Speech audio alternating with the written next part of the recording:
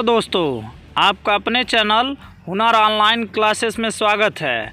आज हम लोग हाई स्कूल कक्षा 10 विज्ञान चैप्टर 1 रासायनिक अभिक्रिया और रासायनिक समीकरण के बारे में अध्ययन करेंगे। चैनल पर जो लोग नए हैं एक बार चैनल को सब्सक्राइब कर दीजिए और वीडियो को और अपने दोस्तों तक अधिक से अधिक शेयर करिए। सबसे पहले चलिए हम रसायन विज्ञान को एक सरल भाषा में समझते हैं कि रसायन विज्ञान क्या है।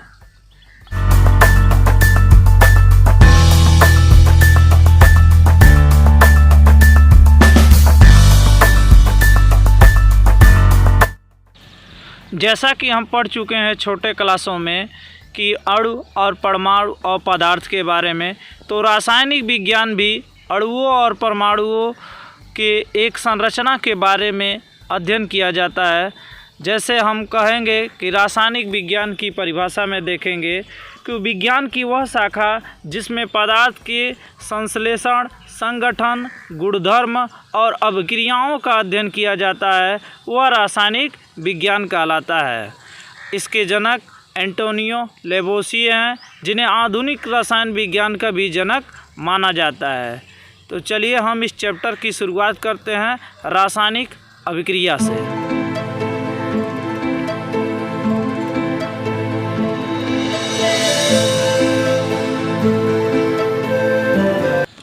जैसा कि आप चित्र में देख रहे हैं कि यहाँ पर एक माचिस की तिल्ली है जो कि जल रही है।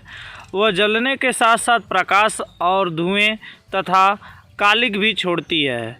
यह एक रासायनिक अभिक्रिया के गुणधर्म है। आइए हमारे लैब स्पॉट से मिलिए जो कि सल्फ्यूरिक अम्ल के साथ जल का रिएक्शन के बारे में बताते हैं। कोई भी प्रैक्टिकल करने से पहले सावधानियों का विशेष ध्यान दीजिएगा। चलिए देखते हैं आगे। रासायनिक अभिक्रिया ऐसे परिवर्तन जिसमें नए गुणधर्म वाले पदार्थ का निर्माण होता है, वह रासायनिक अभिक्रिया कहलाता है। जैसे दही का जमना, भोजन का पचना, श्वसन, लोहे पर जंग लगना, ये सभी रासायनिक अभिक्रियाओं के उदाहरण हैं। ऐसे पदार्थ जो रासायनिक अभिक्रिया में भाग लेते हैं उन्हें हम अभिकारक कहते हैं, तथा रासायनिक अभिक्रिया के दौरान जिन पदार्थ का निर्माण होता है उन्हें हम उत्पाद के नाम पर जानते हैं। जैसे हम कह सकते हैं कि हाइड्रोजन और ऑक्सीजन आपस में मिलकर जल का निर्माण करते हैं। इसमें हाइड्रोजन और ऑक्सीजन आपका अभिकारक है और जल हमारा उत्पाद है। कुछ विशेष परिवर्तन से हम इन रासायनिक अभिक्रियाओं का पहचान कर सकते हैं। जैसे अवस्था में परिवर्तन, रंग में परिवर्तन, ताप में परिवर्तन, गैस के उत्सर्जन, इनके द्वारा हम रासायनिक अभिक्रिया का पहचान कर सकते हैं। तो आइए सबसे पहले हम देखते हैं अवस्था में परिवर्तन। रासायनिक अभिक्रिया में अवस्थाओं में परिवर्तन होता है। जब हम ऑक्सीजन की उपस्थिति में मैग्नीशियम रिबन का दहन कराते हैं तो मैग्नीशियम ऑक्साइड चूर्ण के रूप में परिवर्तन हो जाता है। यानी मैग्नीशियम पहले ठोस अवस्था में होता है, जब इसका दहन कर दिया जाता है तो ये चूर्ण राख के रूप में बदल जाता है तथा इससे धुएं जो होते हैं गैस के रूप में बदल जाते हैं। Mg+O2 = MgO2। अगला हमारा रंग में परिवर्तन। तो रासायनिक अभिक्रियाओं में रंग में भी परिवर्तन होता है। यदि कॉपर सल्फेट के विलयन नीले रंग का होता है, परंतु लोहे की कील यदि उसमें डाल दिया जाता है तो उसका कलर बदलकर हरे रंग का हो जाता है। इससे हम यह कह सकते हैं कि रासायनिक अभिक्रियाओं में रंग का भी परिवर्तन होता है। CuSO4 + Fe = FeSO4 + Cu। अगला है ताप में परिवर्तन।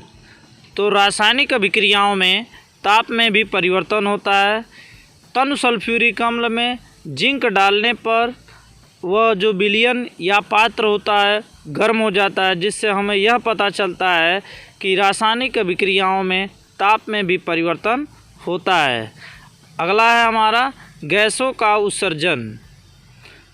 तो हम देखेंगे इसमें कि यदि रासायनिक अभिक्रिया में हम तनु सल्फ्यूरिक अम्ल को जिंक में डालते हैं तो उसके साथ हाइड्रोजन गैस भी निकलता है। जैसा कि आप चित्र में देख रहे हैं कि एक परखनली में हम सल्फ्यूरिक अम्ल और जिंक का टुकड़ा लिए हैं, जिससे हमारा एक बुलबुले के रूप में गैस उत्सर्जित हो रहा है जो हाइड्रोजन है। Zn plus H2SO4 equal to ZnSO4 plus H2। आगे हम लोग रासायनिक समीकरण के बारे में पढ़ेंगे। किसी रासायनिक अभिक्रियाओं को संक्षिप्त एवं सांकेतिक रूप में लिखना तथा रासायनिक सूत्रों के रूप में लिखने की प्रक्रिया को ही रासायनिक समीकरण कहते हैं। जैसे हम हाइड्रोजन और ऑक्सीजन को क्रिया कराते हैं तो हमारा जल बनता है, इसे ही हम रासायनिक समीकरण के रूप में लिख सकते हैं। H2 plus O2 is equal to 2H2O, यह हमारा रासायनिक समीकरण है। रासायनिक समीकरण लिखना। रासायनिक समीकरण लिखने के लिए सबसे पहले हमें कुछ नियमों का पालन करना पड़ता है। जैसे कि हम कई अभिकारक होने पर अभिकारकों के बीच प्लस चिन्ह लगाकर उन्हें हम बाएं दिशा में लिखते हैं, तथा कई उत्पाद होने पर उनके भी मध्य प्लस का चिन्ह लगाकर उन्हें दाएं दिशा में लिखते हैं, तथा अभिक्रिया पूर्ण होने को हम तीर के प्रदर्शित करते हैं, जो कि अभिकारक से उत्पाद यानी बाएं से दाएं की ओर होता है। यदि हम लोहे के टुकड़े को नमी से क्रिया कराते हैं तो वह फेरस ऑक्साइड तथा H2 हाइड्रोजन गैस का उत्सर्जन करता है।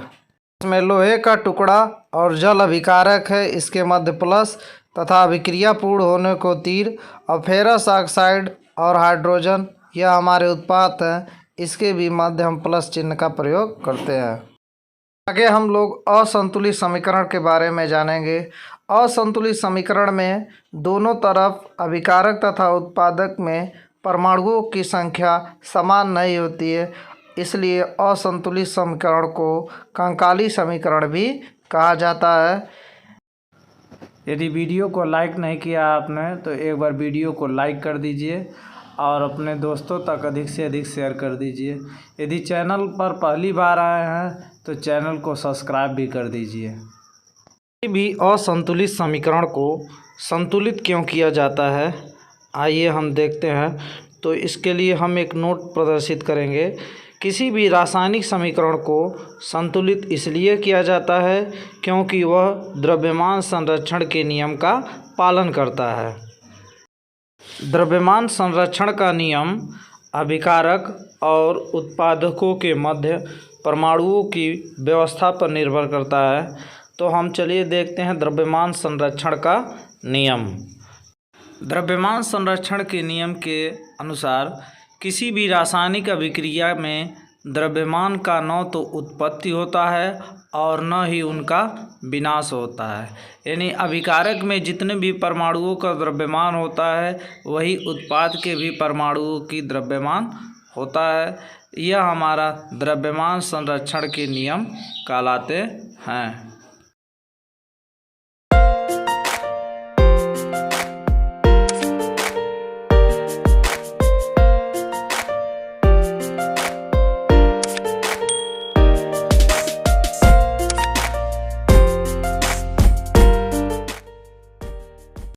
रासायनिक समीकरण को संतुलित करना।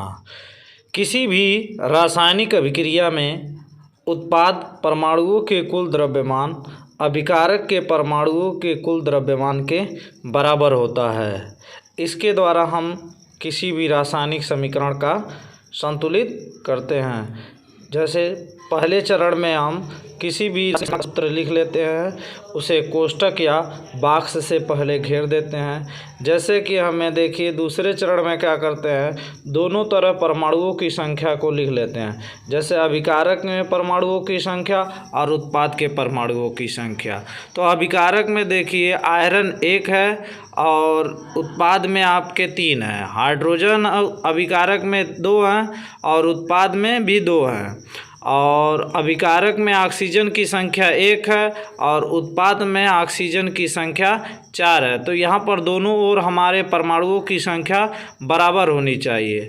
तो हम अगले चरण में अगर देखें तो हम यहाँ पर जल के यानी ऑक्सीजन के परमाणुओं की संख्या को पहले बराबर करते हैं। 4 इधर हैं तो हम इधर 4 अणुओं का गुणा कर देते हैं, तो यह इधर भी हमारे 4 अणु ऑक्सीजन के हो जाते हैं। जैसे कि चरण तीसरा में देखिए, यानी यहाँ पर अब आपका अभिकारक में हाइड्रोजन की संख्या 8 हो जाती है और उत्पाद में हाइड्रोजनों की संख्या भी 2 है। इसी तरह चौथे चरण में हम सभी की संख्या में गुणा अणुओं की संख्या का गुणा करके हम उनकी बैलेंसी को बराबर कर लेते हैं। 5वें चरण में क्या होता है, अभिकारक और उत्पादक की भौतिक अवस्थाएं, जैसे ठोस होता है तो यस हम सॉलिड का यस सिंबल लगाते हैं, द्रव होता है तो लिक्विड का यल लिखते हैं, गैसीय अवस्था में होता है तो जी हम लिख देते हैं, यदि जलीय में विलय है तो AQ से प्रदर्शित करते हैं। इस प्रकार हमारा एक समीकरण प्राप्त होता है 3FeS यानी सॉलिड प्लस 4H2O यानी gas equal to Fe2O3 solid यानी फेरस ऑक्साइड, और हाइड्रोजन गैस निकलता है 4 परमाणुओं के साथ। इसी तरह 6वें चरण में यदि कुछ विशेष परिस्थितियों में हमें अभिक्रिया को गर्म भी करना पड़ता है, यानी ताप देना पड़ता है, दाब भी देना पड़ता है और कुछ उत्प्रेरकों की भी आवश्यकता होती है, तो उन्हें हम तीर के ऊपर लिखकर रासायनिक समीकरण को संतुलित कर लेते हैं। इस तरह से हमारा रासायनिक समीकरण को संतुलित किया जाता है। जैसा कि हम अभ्यास प्रश्न में आपको कुछ रासायनिक समीकरणों को संतुलन करके दिखाएंगे। अगला हमारा रासायनिक अभिक्रिया के प्रकार। तो पहला हम है संयोजन अभिक्रिया।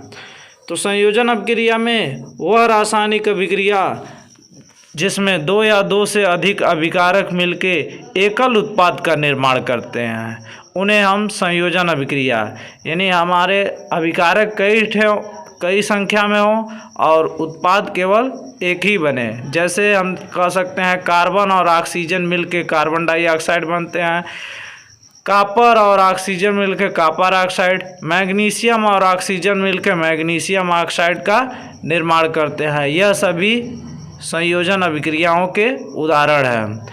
अगला हमारा जो है वियोजन अभिक्रिया है। तो चलिए देखते हैं वियोजन अभिक्रिया। ऐसी अभिक्रिया जिसमें एकल अभिकारक 2 या 2 से अधिक उत्पाद का निर्माण करता है, उसे हम वियोजन अभिक्रिया कहते हैं। जिसमें हमारा अभिकारक एक ही हो और उत्पाद कई ठे बने, उसे हम वियोजन अभिक्रिया। जैसे फेरस सल्फेट दिया है FeSO4, सॉलिड अवस्था में एक ही अभिकारक है, फेरिक ऑक्साइड, और सल्फर डाइऑक्साइड और सल्फर ट्राइऑक्साइड यानी 3 उत्पाद का निर्माण करते हैं। इसमें रंग भी दे दिया, फेरस सल्फेट का हरे रंग का होता है और फेरिक ऑक्साइड जो होता है भूरे रंग का होता है। इसी तरह कैल्शियम कार्बोनेट है CaCO3, यह कैल्शियम ऑक्साइड और कार्बन डाइऑक्साइड गैस का निर्माण करता है। इसमें भी 2 उत्पाद आपके निर्माण होते हैं। वियोजन अभिक्रियाओं को और प्रकार से व्यक्त कर सकते हैं, जैसे ऊष्मीय वियोजन। ऊष्मा द्वारा किए गए वियोजन को ऊष्मीय वियोजन कहते हैं। जैसे कि हम उदाहरण में देख सकते हैं कि फेरस सल्फेट को यदि गर्म किया जाता है तो यह फेरिक ऑक्साइड में बदलता है, और चूने पत्थर को गर्म किया जाता है तो यह बिना बुझा चूना बनाता है। यह हमारा ऊष्मीय वियोजन के उदाहरण है। इसी प्रकार अगला है हमारा वैद्युत वियोजन।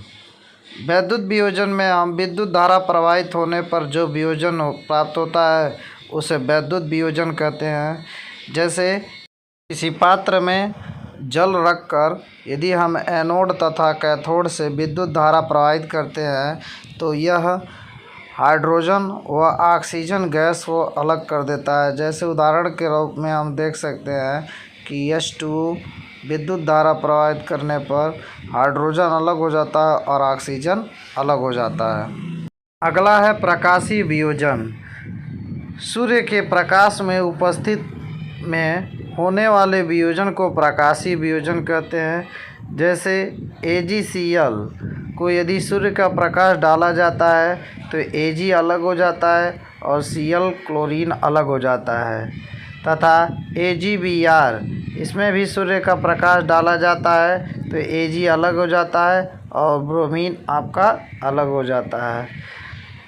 इन अभिक्रियाओं का उपयोग श्याम श्वेत फोटोग्राफी में भी होता है। देखते हैं ऊष्माशोषी अभिक्रिया। जिन अभिक्रियाओं में अभिकारकों को तोड़ने के लिए ऊष्मा, प्रकाश व विद्युत की ऊर्जा की आवश्यकता होती है उन्हें ऊष्माशोषी अभिक्रिया कहते हैं। अगला अभिक्रिया देखते हैं विस्थापन अभिक्रिया। ऐसी अभिक्रिया जिसमें अधिक क्रियाशील वाला तत्व कम क्रियाशील वाले तत्व को उसके यौगिक से विस्थापित कर देता है उसे विस्थापन अभिक्रिया कहते हैं।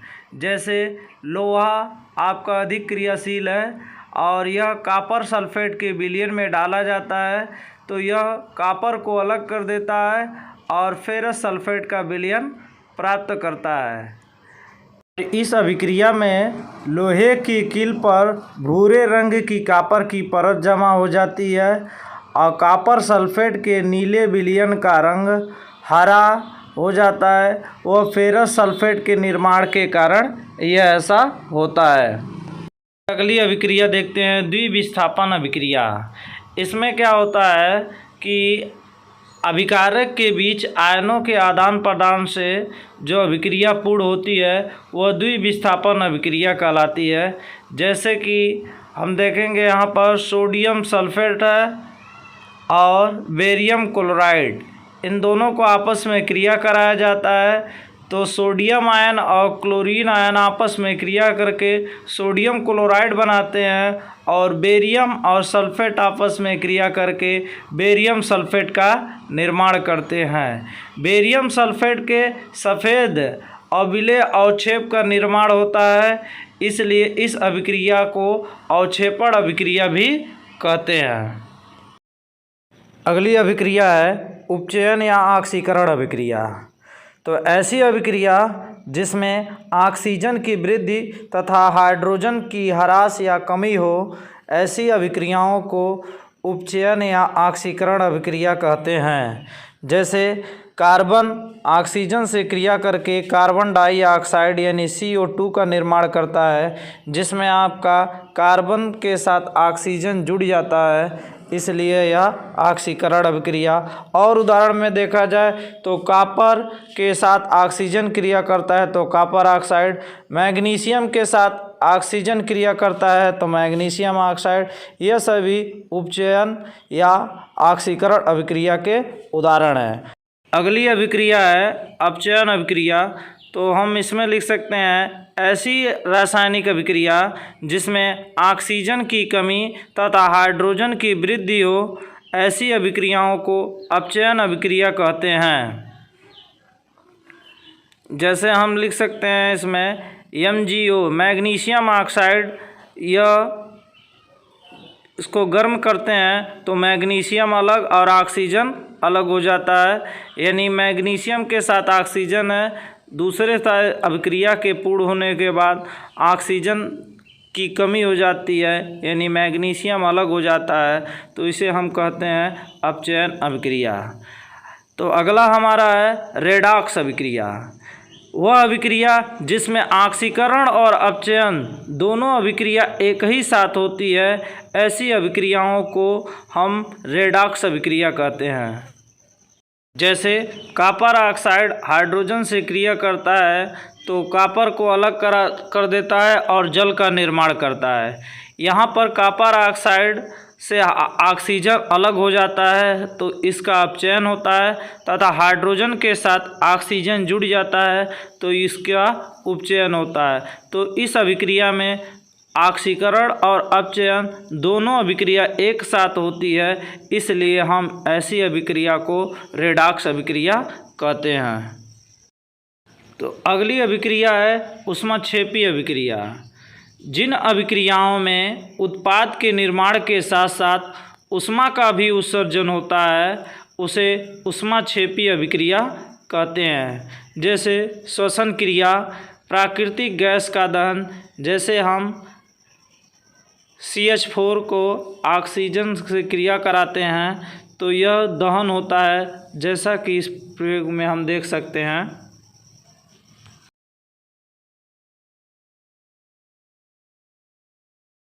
चलिए अगला हम देखते हैं संक्षारण। जब कोई धातु अम्ल या आर्द्रता के संपर्क में आता है तो वह उनसे क्रिया करके संक्षारित हो जाता है। इस प्रक्रिया को संक्षारण कहते हैं। जैसे लोहे पर जंग का लगना, चांदी के ऊपर काली परत तथा तांबे के ऊपर हरी परत का चढ़ना, ये सभी संक्षारण की घटना है। संक्षारण को रोकने के लिए लोहे या धातु की परत चढ़ा देते हैं, या तो उस पर ग्रीस लगा दिया जाता है, या अन्य कई विद्युत लेपन कर दिया जाता है। अन्य विधियों के प्रयोग द्वारा हम धातुओं को संक्षारण से रोक सकते हैं। धातुओं के संक्षारण का और अधिक विस्तृत हम अध्याय 3 में पढ़ेंगे। अगला है हमारा विकृत गंधिता। तो इसमें हम देखेंगे कि वसा युक्त और तैलीय खाद्य सामग्री वायु के संपर्क में आने पर उनका ऑक्सीकरण उपचयित हो जाते हैं, जिससे उनके स्वाद और गंध में परिवर्तन हो जाता है। इस घटना को विकृत गंधिता कहते हैं। इसे रोकने के लिए तैलीय पदार्थों वाले खाद्य पदार्थों को पैकेटों में नाइट्रोजन गैस भर दिया जाता है तथा हम फ्रिज या रेफ्रिजरेटर में रखकर इसे शीतलन विधि द्वारा इसको सुरक्षित रख सकते हैं। तो इस चैप्टर में इतना ही। अगला हम अभ्यास प्रश्नों के साथ पार्ट 2 इसका लाएंगे। तो आज के लिए धन्यवाद।